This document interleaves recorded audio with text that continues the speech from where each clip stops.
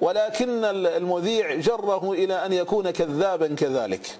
حيث إنه كذب الكذبات الثلاث وكان يصدقه في كل كذبة منها. ولم يقف عند هذا الحد، بل إن الدكتور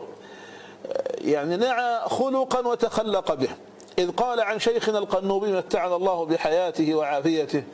قال بأن الشيخ القنوبي يعني معنى كلامه أنه جانب الأمانة العلمية والمصداقية عندما أورد قصة وعزاها إلى البداية والنهاية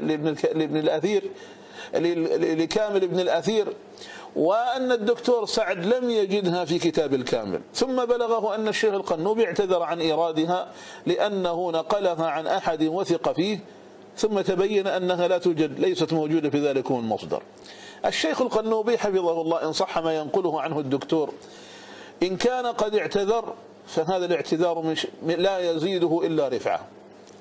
وإن كان قد وثق في الذي أخبره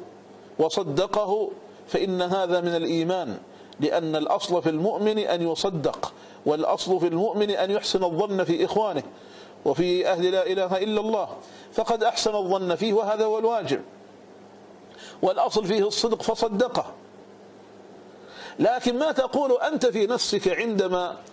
تصدق هذا المذيع الذي كذب الكذبات الثلاث ثم تؤيده ولا تنكر عليه كذباته، ثم تزيد أنت كذبة أخرى وتقول بأن مسعودا المقباري تم شراؤه من قبل الإباضية. معلش بس أنا أريد أن أجسد بالنسبة لمسعود المقباري هذا بس حتى يعرف الناس،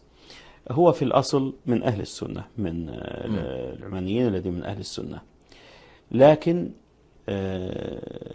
اشتري كما يعرف ذلك كما يشتري الشيعة بعضا من أهل مثل السنة، ما اشتروا الشيعة الشحات حسن شحاتة وغيره. فأرجو يعني لو أفتنا بتاريخ الصفقة أيضا والسعر الذي تم تحديده في هذه الصفقة ليكون الناس على بينة أوسع وعلى دراية أكثر بما تقوله، وإلا فإن عليك الأصل أن تتوب إلى الله تعالى وأن تستغفره وأن تعلم أن عدالتك ساقطة كما هو معلوم في علم الحديث الذي هو من شأنك وتخصصك، فإن الكذاب ساقط العدالة ساقط الرواية، وقد سقطت عدالتك وروايتك بهذا الكذب الذي افتريته واجترأت عليه.